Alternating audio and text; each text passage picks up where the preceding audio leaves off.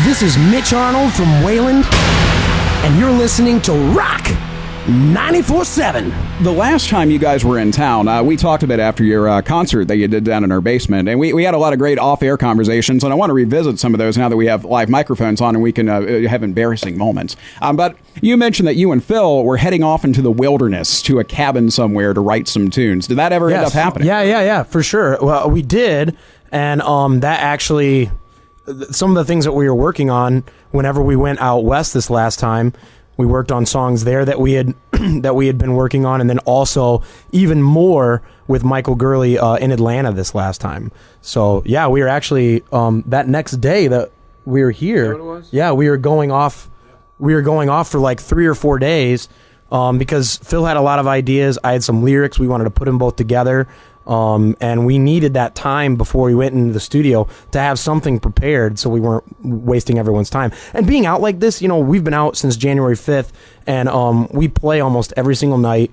We do a lot of radio in the morning, sometimes an afternoon appearance. There's not a lot of time to sit down and write. And when we go into a studio for 3 or 4 days, or like when we were in Atlanta, we were in there for 9 days, those are 9 working days, 12, 13-hour days, and you don't have time to sit around and organically come up with a song. Phil's taking care and recording a guitar part while Mike sends me away and says, "Hey, we got to finish up lyrics. Go get something started." It's like a factory, and we just wanted to have something prepared, and we just had too many good ideas to not take those 3 days to do it. Oh, let's talk a bit more about that songwriting process. You mentioned having the song come to you organically, or are there moments where you have to literally sit down and say, "Today I will write a song about"? Yes, that's exactly how we do it. Actually, exactly. Yeah, it's not like when I first started writing songs, like in maybe junior high or high school, you'd like light a candle and think about the girl that you liked, or whatever. Yeah. It's not like that. Where it's like we all get in a room together with the whole band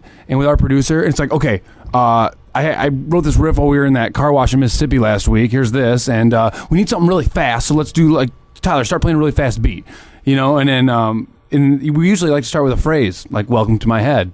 That's the concept, and we work backwards from there. What is the absolute most whacked idea that someone has brought to that songwriting process that you guys had to go, no, okay, we got to pass on this? I got some in my mind. Yeah, but I'm afraid to say it. Is it embarrassing? It's probably from me, right? The sex song? Oh, yeah. I don't want to say who brought it. I don't want to say who brought it. There was a song called "I Want Your Sext." A song about sexting, okay. Didn't make it. Sexting. Okay. I got you. And the idea didn't get very far, but yeah. I would say anything else is like, just rock and roll. That's probably the most off the wall. Maybe like a YouTube viral video. That's where maybe, we'll do it. It would have been a bit gimmicky for our band. That's why we didn't do it. And it just wasn't tough. It wasn't cool. Honestly, with the fan base that we have, the people that we love playing rock and roll for is the working class people. And their BSO meter is so high that a gimmick coming from a band like Wayland, it wouldn't work. It just would not even come across. They would see it. They said, "Oh, you guys wrote this song to get an ad or whatever." And that's just we're a nose to the grindstone working class band. We don't yield hammers. We yield guitars and voices and drumsticks and basses and smelly bass players. Well, it's working well for you so far. Now, Mitch, you maintain a blog at waylandtheband.com, and you've posted quite a bit of material, including a short story. Is there a novel in the future? Honestly, I will write a novel someday, and I've always been an avid writer. It's a huge passion of mine, and honestly, if I'm writing stories, I'm writing songs. It's like the channel's open. So like when I'm breaking from the stories that I write, I'm writing lyrics and ideas for songs. So it goes hand in hand. And I've written stories since I was a really young kid, and I love keeping up the blog. It's a really cool thing, and it clears my mind and gives me the ability to just speak, to just talk to people and those that tune into it. It's really cool. It's really neat. Well, I mean, creativity, it's like a muscle. You got to work it out. Absolutely. And blogging's a great way to do And then that short story I wrote for the Halloween thing, I'm a huge horror fan.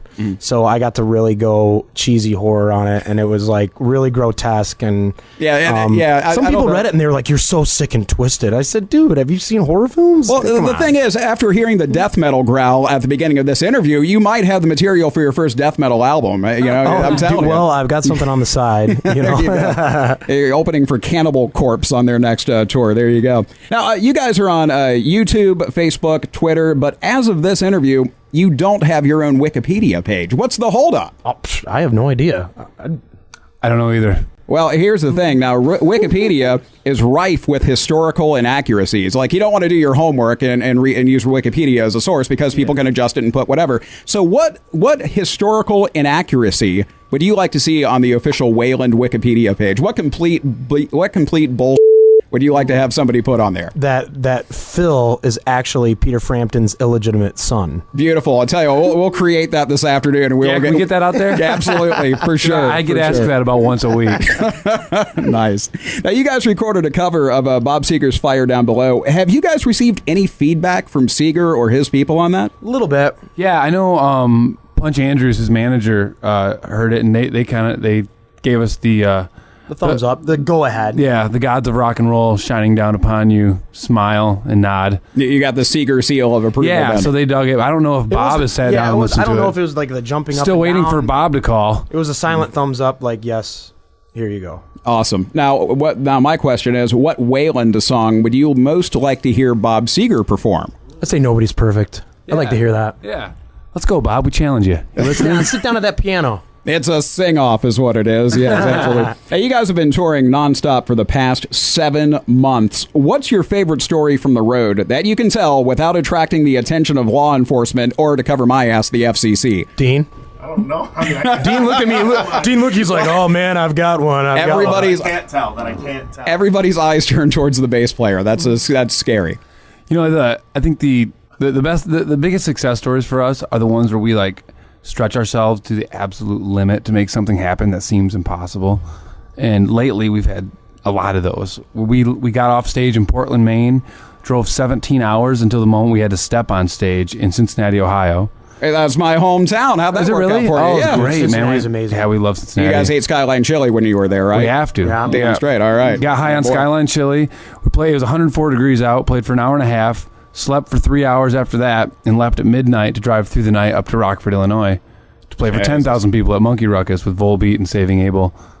And it's like these drive through the nights, just from because we just recently brought on a tour manager who helps out. Just one extra guy, but until about a week ago, it was just the four of us. So any 17, 20-hour drives through the night to barely make it onto the stage, it's just the four of us making it happen, And you guys haven't managed to strangle each other yet. I don't see any red marks on anyone's neck. Honestly, we love each other a lot, and there's little tiffs and stuff. But we work. We practice staying sweet, especially with each other.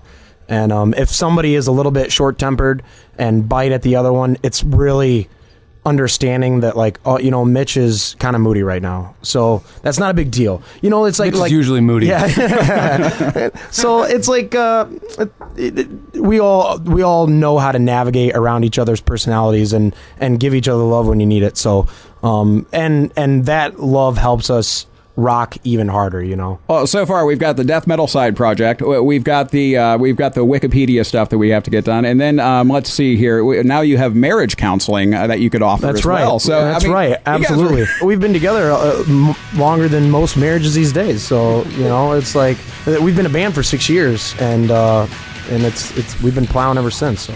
Well, that is Wayland, ladies and gentlemen. Go to their official website, waylandtheband.com. Guys, thank you so much for stopping by. Thank you so much for having us, Terry. Thank you, man.